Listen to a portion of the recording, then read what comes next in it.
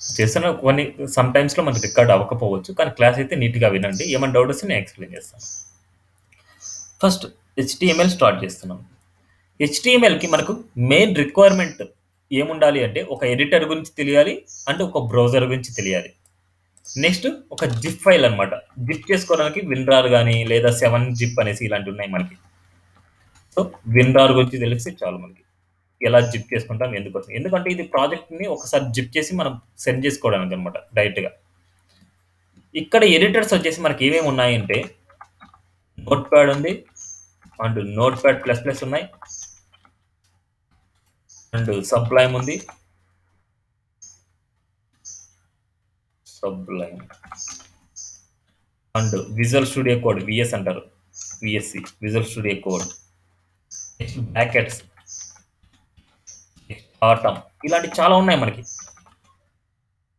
Code visual studio code అనే చేయొచ్చు.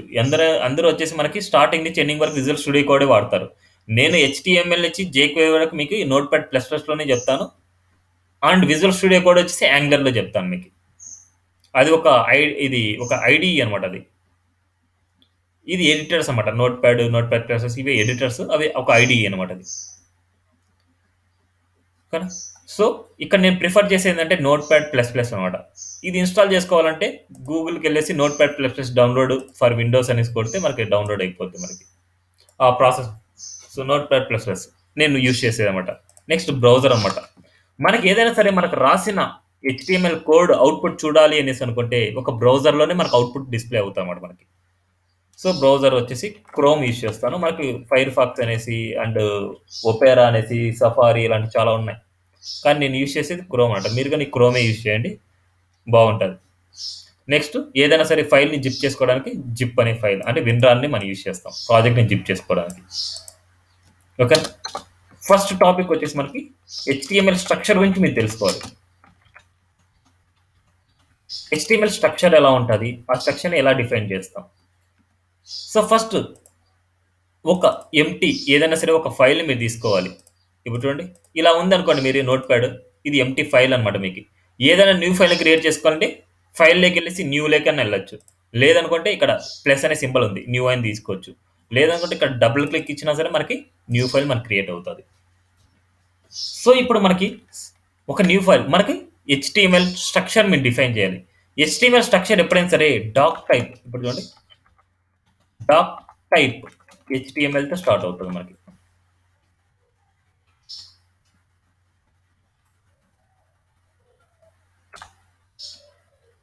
Actually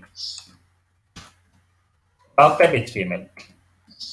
ఇప్పుడు ఏదైనా సరే ఒక ప్రాజెక్ట్ ఒక ఎగ్జాంపుల్‌గా తీసుకొని స్టార్ట్ చేద్దాం. సో నేను ఇదే W3 స్కూల్స్ మీకు ఏదైనా సరే రెఫరెన్స్ కోసం మీకు నోట్స్ లాగా యూజ్ అవుతుంది అన్నమాట ఇది. సో కంట్రోల్ యూ కొడితే మనకి సోర్స్ కోడ్ వస్తుంది. ఇక్కడ చూడండి డాక్ టైప్ హెచ్‌టీఎంఎల్. స్టార్టింగ్ ఏదైనా సరే ఒక ప్రాజెక్ట్ ఏదైనా సరే మీరు చేస్తున్నారు అనుకుంటే అది డాక్ టైప్ హెచ్‌టీఎంఎల్‌తో మనకు స్టార్ట్ అవుతుంది. ఈ డాక్ టైప్ హెచ్‌టీఎంఎల్ వచ్చేసి క్లియర్‌గా 1 బై 1 చెప్తాను. ఇది ఇది నాట్ కేస్ సెన్సిటివ్ అనమాట. ఇది క్యాప్స్ ఏమన్నా అవసరం లేదు. స్మాల్ ఉండొచ్చు, ఇది క్యాప్స్ ఉండొచ్చు, ఇది మామూలుగా ఎన్ని స్మాల్ ఉండొచ్చు, ఇది క్యాప్స్ ఉండొచ్చు, ఏదైనా పెట్టుకోవచ్చు. ఎలా అయినా మీరు రాసుకోవచ్చు. Not case sensitive. తెలుసు కదా నాట్ కేస్ సెన్సిటివ్ అంటే మీనింగ్? అవును. అలా ఉంటేనే అలాగే రాయాలన్నమాట. సో ఈ హెచ్‌టీఎంఎల్, సీఎస్ఎస్, బూట్‌స్ట్రాప్ ఇవన్నీ వచ్చేసి మనకి నాట్ కేస్ సెన్సిటివ్ అనమాట. మనం ఎలా రాసుకున్నా సరే అవుట్‌పుట్ వస్తది. కానీ స్మాల్‌లోనే రాసుకోండి. ఇది మాత్రం ఇలా క్యాప్స్‌లో రాసుకుంటాం. మిగతాటన్నీ స్మాల్‌లో రాసుకోండి. దీని యొక్క యూజ్ ఏంటంటే మన డాక్యుమెంట్ వచ్చేసి హెచ్‌టీఎంఎల్ డాక్యుమెంట్ అనేసి రిప్రజెంట్ చేస్తది. అండ్ మన డాక్యుమెంట్ టైప్ అంటే HTML5 మన డాక్యుమెంట్ వచ్చేసి HTML5 వర్షన్ అనేసి రిప్రజెంట్ చేస్తది. దేనికి చెప్తాదంటే ఇది బ్రౌజర్‌కి చెప్తాది. ఆ బ్రౌజర్ వచ్చేసి గూగుల్‌కి చెప్తది. ఎందుకంటే మనం ఏదైనా సరే ఓపెన్ చేయాలంటే గూగుల్‌లోనే ఓపెన్ చేస్తాం కదా! సో గూగుల్ ఏదైనా సెర్చ్ చేశారు అనేసి అనుకుంటే ఏదైనా HTML గాని, HTML5 గాని లేదా ఇంగ్లీష్ లాంగ్వేజ్ గాని ఏదైనా సరే సెర్చ్ చేశారు అనేసి అనుకుంటే మనకి ఇవొస్తాయి మనకి. అందుకోసం మనకి ఇవన్నీ డిక్లేర్ చేస్తాం మనం. అందుకోసమే స్ట్రక్చర్ ఇదంతా. ఇదంతా స్ట్రక్చర్ మీరు రాసుకోకపోయినా మీకు అవుట్‌పుట్ వస్తది. అవన్నీ మళ్ళీ కొన్ని క్లాసెస్ అయిన తర్వాత మీకు ఎగ్జిక్యూట్ చేసి చూపిస్తాను. మళ్ళీ ఇప్పుడు కన్‌ఫ్యూజ్ అయిపోతారనమాట. నెక్స్ట్ మనకి హెచ్‌టీఎంఎల్ రూట్ ఎలిమెంట్ అనమాట. ఎలిమెంట్ అంటే ఏంటి అవన్నీ ఒక అబ్జర్వేషన్ లాగా నేను చెప్తాను ఇవన్నీ అయిన తర్వాత. ఎప్పుడైనా సరే ఇది ఓపెన్ ట్యాగ్ అనమాట. Starting open tag, closing tag వచ్చేసి సేమ్ అదే కీవర్డ్తోనే స్లాష్ అనేసి వస్తుంది మనకి. ఎప్పుడైనా ఓపెన్ ట్యాగ్ రాస్తున్నారంటే క్లోజింగ్ ట్యాగ్ వెంటనే రాసేయండి, వెంటనే రాసి ఇలా పెట్టేసుకోండి. ఇప్పుడు ఈ హెచ్టిఎంఎల్ లోపల 2 పార్ట్స్ ఉంటాయి మనకి. ఎప్పుడైనా సరే మనకు ఇది మెయిన్ పేరెంట్ అనమాట. మెయిన్ పేరెంట్ లోపల కల్లా ఒక చిల్డ్రన్ రాసుకోవాలి. చిల్డ్రన్ రాసుకున్నట్టు ఒక ట్యాబ్ స్పేస్ ఇవ్వచ్చు, రాయండి. స్పేస్ ఇవ్వద్దు, ఒక ట్యాబ్ స్పేస్ ఇవ్వండి. ట్యాబ్ ఇస్తే మనకు స్పేసింగ్ వస్తుంది. దీంట్లో 2 సెక్షన్స్ అనమాట, అంటే దాని చిల్డ్రన్స్ అనమాట అవి. హెడ్ అనేసి, నెక్స్ట్ బాడీ. ఇది మెయిన్ సింటాక్స్ అనమాట మనకి. ఇప్పుడు ఇది 1 by 1 చేసుకోండి. ఇప్పుడు ఇవన్నీ వచ్చేసి మనకు తెలుస్తుంది అనమాట. ఇది మెయిన్ పేరెంట్. మెయిన్ పేరెంట్ లోపల 2 చిల్డ్రన్స్ ఉన్నాయి మనకి. దీని లోపల ఎన్ని చిల్డ్రన్స్ అయినా మనకు ఉండొచ్చు, అండ్ దీని లోపల ఎన్ని చిల్డ్రన్స్ అయినా ఉండొచ్చు. ఒక ట్యాబ్ స్పేస్ ఇచ్చేసి మీరు రాయాలి. ఒక ట్యాబ్ స్పేస్ ఉండాలి. చిల్డ్రన్ కి పేరెంట్ కి ఒక ట్యాబ్ స్పేస్ ఉండాలి మీకు. ఎందుకంటే మనకి కాన్సెప్ట్స్ చాలా ఉన్నాయి మనకి. ఆ కాన్సెప్ట్స్ అని మనం తెలుసుకోవాలంటే చాలా ఇంపార్టెంట్ మనకి. ఇప్పుడు ఇది ఒక స్ట్రక్చర్ అనమాట మనకి. ఇక్కడ ఏమేమి రాస్తాం, ఇక్కడ ఏమేమి రాస్తాం అనేసి ఇప్పుడు డిఫైన్ చేసుకుందాం. ఇప్పుడు మనకి ఈ ఫైల్, ఈ స్ట్రక్చర్ వచ్చేసి మనం ఎలా సేవ్ చేయాలంటే .html తో సేవ్ చేయాలి. ఇక్కడ నేను ఏదో ఒక నేమ్ అనుకుంటున్నా, index.html అనేసి అనుకుంటున్నా. .html లేదా .htm లో కానీ HTML లో కానీ మీరు సేవ్ చేసుకోవాలి. ఇప్పుడు చూడండి మనకి ఈ నోట్ ప్యాడ్ ప్లస్ లో మనకి చూడండి ట్యాగ్స్ కొద్దిగా అట్రాక్టివ్గా కనిపిస్తాయి మనకి. సేవ్ చేసిన తర్వాత మనకు కనిపిస్తాయి. ఇప్పుడు ఇక్కడ మనం ఏం రాయాలంటే మెటా ఇన్ఫర్మేషన్ రాయాలి మనకి. ఇక్కడ మెటా ఇన్ఫో ట్యాగ్స్ అన్నమాట. మెటా ఇన్ఫర్మేషన్ ఏదైతే ఇస్తావో ఆ ట్యాగ్స్ని ఇక్కడ పెట్టాలి. అండ్ బాడీలో వచ్చేసి విజిబుల్ ట్యాగ్స్ అన్నమాట. Visible tags are visible elements అన్నమాట. ఎలిమెంట్స్ అంటారు నార్మల్గా. ఎలిమెంట్స్ అంటే ఏంటి, ట్యాగ్స్ అంటే ఏంటి ఇప్పుడు చూద్దాం నార్మల్గా. ఫస్ట్ ఈ మెటా ఇన్ఫర్మేషన్ అంటే ఏంది చూద్దాం, అండ్ విజిబుల్ కంటెంట్ అనేది ఏంది చూద్దాం ఒకసారి. ఆల్రెడీ నోట్స్ రాస్తున్నా కదా, ఆ నోట్స్లో నేను రాస్తాను. నెక్స్ట్ సెకండ్ స్టెప్ మనం నేర్చుకోవాల్సింది ఏంటంటే ట్యాగ్. వాట్ ఈస్ ట్యాగ్ అనమాట. ట్యాగ్ స్ట్రక్చర్ ఎలాగ ఉంటుంది. ఒక ట్యాగ్ వచ్చేసి ప్రీ డిఫైన్డ్ కీవర్డ్ అనమాట. అది ప్రీ డిఫైన్డ్ కీవర్డ్. ఆ కీవర్డ్ వచ్చేసి డబుల్ కర్లీ బ్రేసెస్ సరౌండింగ్స్ లో మనం ఇస్తాం. ఇప్పుడు సపోజ్ టైటిల్ అనేది ఒక ట్యాగ్ అనుకోండి. సపోజ్ దానికంటే ఆ టైటిల్ దగ్గరికి ఎందుకు వెళ్ళడం, హెచ్టిఎంఎల్ వరకు అనుకోండి. హెచ్టిఎంఎల్ ఒక ట్యాగ్ అనమాట. ఒక ట్యాగ్ అనేది ఇది ఓపెన్ ట్యాగ్. దాని క్లోజింగ్ ఎలా ఉంటుందంటే /HTML అనేసి ఇలా ఉంటుంది. ఇది open tag, closing tag.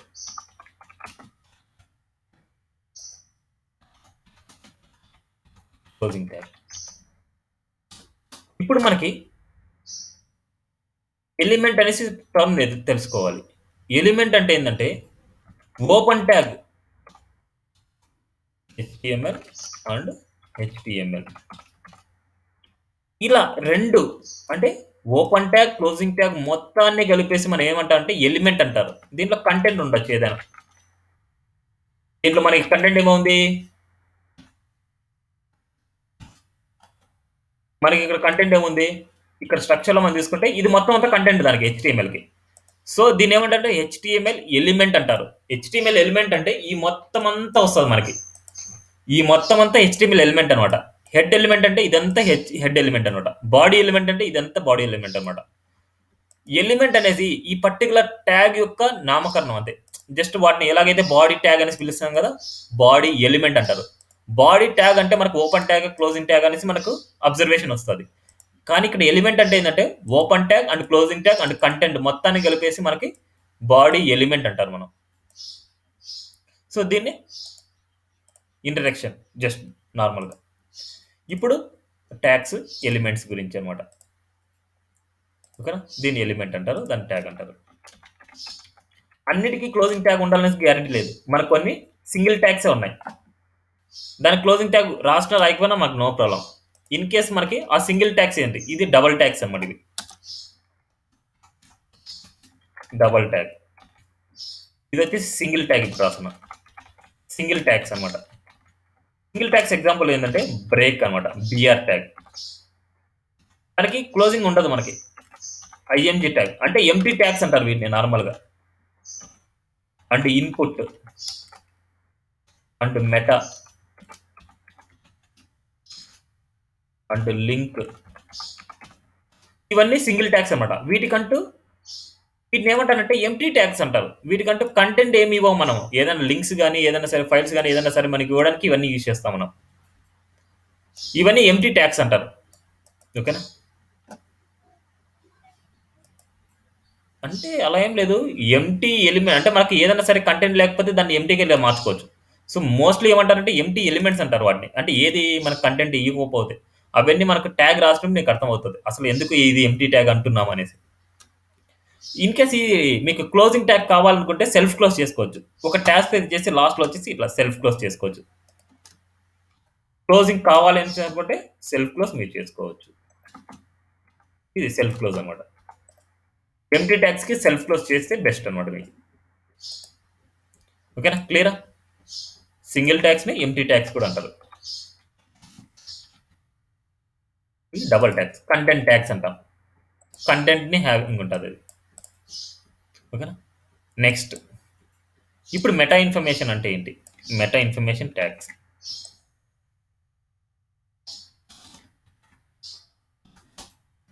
Meta info tags అంటే ఏంటంటే ఇవి అవుట్‌పుట్‌లో డిస్‌ప్లే అవ్వవు. Not display.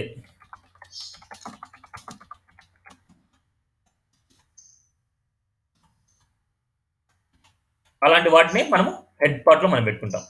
ఏవైతే అవుట్‌పుట్‌లో డిస్‌ప్లే అవ్వవో అలాంటి వాటన్నిటిని మనం హెడ్ సెక్షన్‌లో పెట్టుకుంటాం. బాగా గుర్తుపెట్టుకోండి. ఏవైతే మనకు ట్యాగ్స్ మనకు అవుట్‌పుట్‌లో ప్రింట్ అవ్వవో అలాంటి ట్యాగ్స్‌ని మెటా ఇన్ఫర్మేషన్ అంటారు. అలాంటి ట్యాగ్స్‌ని మనకి డిస్టర్బెన్స్ అవ్వకుండా అవుట్‌పుట్‌లో డిస్‌ప్లే అయ్యే ఎలిమెంట్స్ అండ్ అవుట్‌పుట్‌లో డిస్‌ప్లే అవ్వని ఎలిమెంట్స్ 2 కన్‌ఫ్యూజ్ అవ్వకుండా డివైడ్ చేసుకుంటాం మనం అంతే. వాటిలో ఎగ్జాంపుల్ ఫస్ట్ ట్యాగ్ ఏందంటే టైటిల్ ట్యాగ్ అనమాట. టైటిల్. ఇదేంటంటే పేజ్ టైటిల్‌ని రిప్రజెంట్ చేస్తది మనకి. Page title. కానీ ఒకసారి చూద్దాం మనకు అవుట్‌పుట్. ఇవన్నీ తీయేస్తున్నాను నేను. మళ్ళీ తర్వాత మాట్లాడతాం.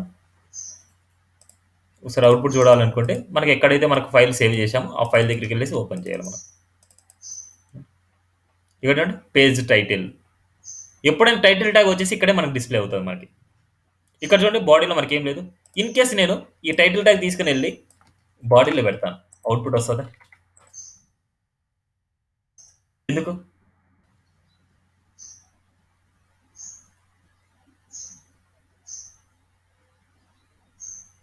అంటే ఇక్కడ బాడీలో పెడితే బాడీలో మన కంటెంట్ ప్రింట్ అవుతదా? ప్రింట్ అవ్వదా?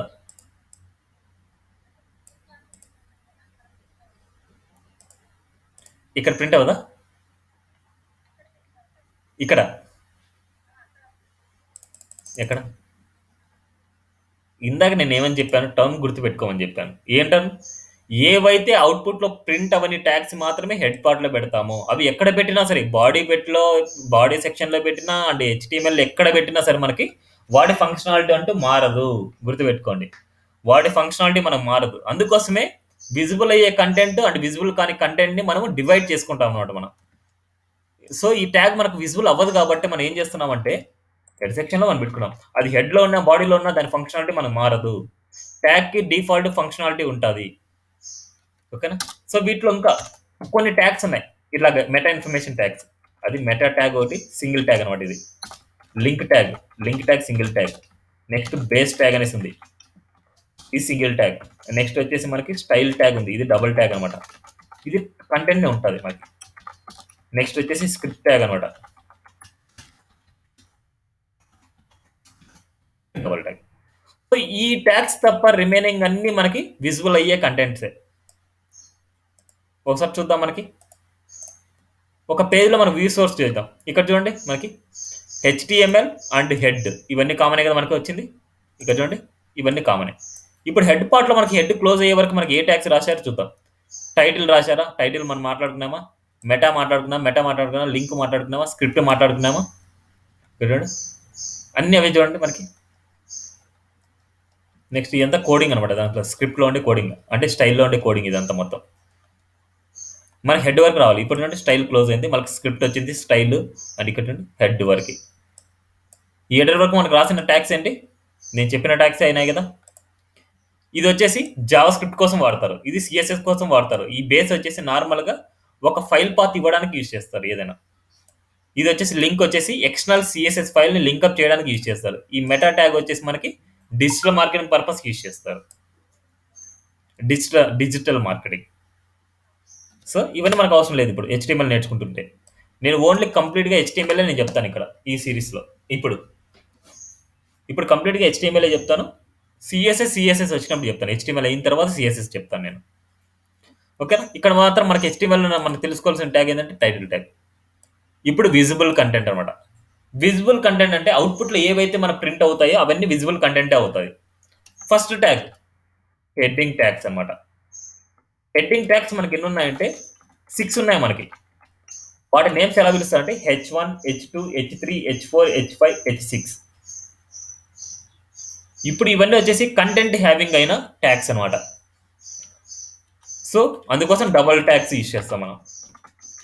Islander technologies Pvt Ltd. ఇది ఒక హెడ్డింగ్ అనేసి నేను డిస్ప్లే చేయాలనుకుంటున్నాను. హెడ్డింగ్స్ ని 6 వేస్ లో మీరు డిస్ప్లే చేసుకోవచ్చు. H1, H2, H3, H4, H5, H6 అనమాట. వీటికంటూ ప్రీ డిఫైన్డ్ గా ఫాంట్ సైజులు చేంజ్ అవుతాయి అంతే. చూడండి H1. నెక్స్ట్ ఇంకోటి రాయాలనుకుంటే H2 ట్యాగ్ రాసుకోవాలి. ఎప్పుడైనా సరే ఒక ట్యాగ్ ని కాపీ పేస్ట్ చేయాలనుకుంటే కాపీ పేస్ట్ చేసే ఉంటారు మీరు. కానీ ఈ నోట్ ప్యాడ్ ప్లస్ ప్లస్ లో ఇంకో విధంగా చేయొచ్చు. ఈ ట్యాగ్ మనకి కాపీ పేస్ట్ అవ్వాలి అనేసి అనుకుంటే ఇప్పుడు జస్ట్ క్లిక్ చేసి కంట్రోల్ డి అని ప్రెస్ చేస్తే కంట్రోల్ డి అని ప్రెస్ చేస్తే ఎన్నిసార్లు కావాలంటే అన్నిసార్లు కాపీ పేస్ట్ అయిపోద్ది ట్యాగ్. ఇప్పుడు నేను ఏంటంటే ఇక్కడ 6 వరకు ఇచ్చాను. 3, 3, 6 ఇచ్చాను. ఇక్కడ చూడండి మారుస్తున్నాను. 6, 5, 4, 3, 2. ఇక్కడ 6, 5, 4, 3, 2. H1, H2, H3, H4, H5, H6 ఇలా ట్యాగ్స్ రాశాను. ఇప్పుడు చూద్దాం అవుట్పుట్. రిఫ్రెష్. హెడ్డింగ్ ట్యాగ్స్ ఎన్ని వేస్ లో కావాలంటే అన్ని హెడ్డింగ్ ట్యాగ్స్ మనం వాడుకోవచ్చు. ఏదైనా సరే ఒక వెబ్ పేజ్ మీరు ఓపెన్ చేశారనుకుంటే ఇక్కడ హెడ్డింగ్స్ వరకు మనకు యూజ్ చేసే ట్యాగ్స్ ని హెడ్డింగ్ ట్యాగ్స్ అంటారు. HTML హెడ్డింగ్ ట్యాగే, ఇది ఒక హెడ్డింగ్ ట్యాగే, ఇక్కడ సిఎస్ఎస్ హెడ్డింగ్ ట్యాగే, ఇది సిఎస్ఎస్ ఎగ్జాంపుల్ హెడ్డింగ్ ట్యాగే. ఇలా ఏదైనా సరే హెడ్డింగ్స్ మీరు ప్రింట్ చేసుకోవాలి అనేసి అనుకుంటే ఈ 6 హెడ్డింగ్స్ లో మనం ఏదైనా సరే మనం ప్రింట్ చేసుకోవచ్చు. ఓకే. సో ఇప్పుడు ఫస్ట్ ఈ హెడ్డింగ్ ట్యాగ్స్ ఎందుకు ఇలా డిస్ప్లే అవుతున్నాయి అనేసి చూస్తే మనకి ఇప్పుడు దీనికి ఏదైనా సరే మనకి స్టైల్స్ ఏమి అప్లై అనేది చూసుకోవాలి అంటే ఈ ఎలిమెంట్ మీదకి వచ్చేసి రైట్ క్లిక్ ఇవ్వండి. రైట్ క్లిక్ ఇచ్చి ఇన్స్పెక్ట్ లోకి వెళ్ళండి. ఇన్స్పెక్ట్ లోకి వెళ్తే ఇక్కడ చూడండి మనకి ఎలిమెంట్స్ అన్నాను. ఎలిమెంట్స్ అంటే నేను ఏం చెప్పాను, ట్యాగ్ కంటెంట్ మొత్తాన్ని కలిపేసి ఎలిమెంట్ అని చెప్పాను. ఇక్కడ చూడండి ఈ ఎలిమెంట్స్ అనే దీంట్లో మొత్తం అన్ని ఎలిమెంట్సే ఉంటాయి మనకి. ఈ ఎలిమెంట్స్కి ఏదైనా సరే అప్లై అయిన స్టైల్స్ ఎక్కడ ఉంటాయంటే ఇక్కడ చూడండి స్టైల్స్, ఈ స్టైల్స్ లో ఉంటాయి. ఇక్కడ చూడండి H1 కి మనకి ఏమేమి స్టైల్స్ అప్లై అయినాయి, డిస్ప్లే బ్లాక్ అప్లై అయింది, ఫాంట్ సైజ్ అప్లై అయింది, మార్జిన్ బ్లాక్ అప్లై అయింది. ఇవన్నీ ఏంటంటే సిఎస్ఎస్ ప్రాపర్టీస్. ఇవన్నీ ఒక ప్రాపర్టీని ఎలా రాస్తారంటే ఇలాగే రాస్తారు. డిస్ప్లే కలర్ వాల్యూ అంటే ఏదైనా సరే ప్రాపర్టీ అండ్ ప్రాపర్టీ నేమ్ ఇలా రాస్తారు. ఇప్పుడు నేనేం చేస్తున్నా అంటే ఎక్స్ట్రా ప్రాపర్టీ నేను అప్లై చేయాలనుకుంటున్నా, అంటే సిఎస్ఎస్ ప్రాపర్టీ నేను అప్లై చేస్తాను. ఇక్కడ చూడండి ఎలిమెంట్ డాట్ స్టైల్ అంటే ఇప్పుడు ఏదైతే మనం ఎలిమెంట్ సెలెక్ట్ చేసుకున్నామో ఆ ఎలిమెంట్ కి రాసే స్టైల్స్ అనమాట. ఇక్కడ రాసే ఏంటంటే జస్ట్ టెక్స్టింగ్ పర్పస్ మాత్రం ఇక్కడ రాస్తాం.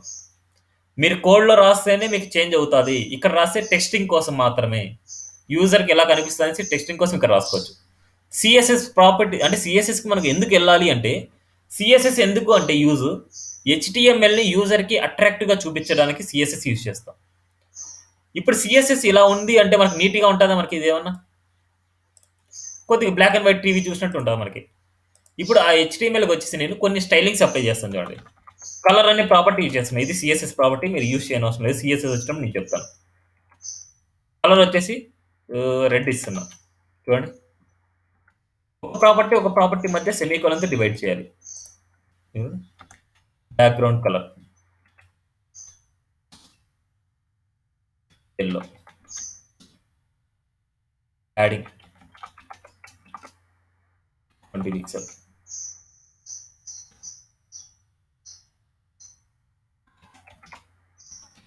Line centre, border 5 pixel, solid. ఇంతకుముందు ఉండే ఎలిమెంట్, ఇప్పుడు ఉండే ఎలిమెంట్ చూడండి డిఫరెన్స్. సో యూజర్‌కి మనకు నీట్‌గా చేయాలనుకుంటే సీఎస్ఎస్ మీరెళ్ళాలన్నమాట. సీఎస్ఎస్ రావాలంటే ఫస్ట్ హెచ్టీఎంఎల్ ఉంటేనే సీఎస్ఎస్ వస్తది. హెచ్టీఎంఎల్ లేనిదే సీఎస్ఎస్ రాదు. ఇప్పుడు మళ్ళీ ఇది జస్ట్ టెక్స్టింగ్ కోసం ఇక్కడ రాసింది. రిఫ్రెష్ చేస్తే మళ్ళీ వెళ్ళిపోతుంది. ఓకేనా? This is today class. So రేపు రిమైనింగ్ కంటిన్యూ చేద్దాం. ఓకేనా? ఇక్కడ వరకు అర్థమైందా మీకు? సో చాలా ఇంపార్టెంట్ చెప్పిన బేసిక్స్ వచ్చేసి నేను ఎవ్రీడే నేను చెప్పిన ఎవ్రీ కాన్సెప్ట్ మనకు అవసరం.